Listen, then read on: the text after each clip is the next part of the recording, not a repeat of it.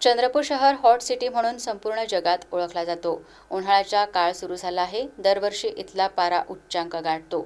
उन्हाळ्यात नागरिकांना उष्माघात होऊ नये यासाठी चंद्रपूर शहर महानगरपालिका उष्माघात कृती आराखडा 2026 राबवत आहे।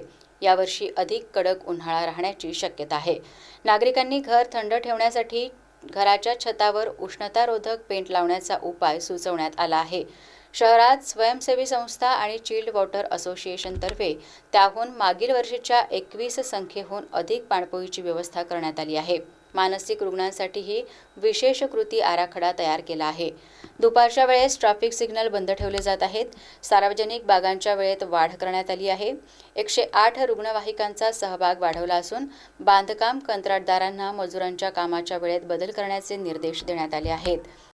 तरी नागरिकांना माझं एकच आवाहन आहे की सगळ्यांनी 12 ते 4 जेव्हा जास्त ऊन असतं तेव्हा शक्यतो बाहेर न पडता कामं किंवा सावलीमध्ये कामं करण्याचे दक्षता घ्यावी।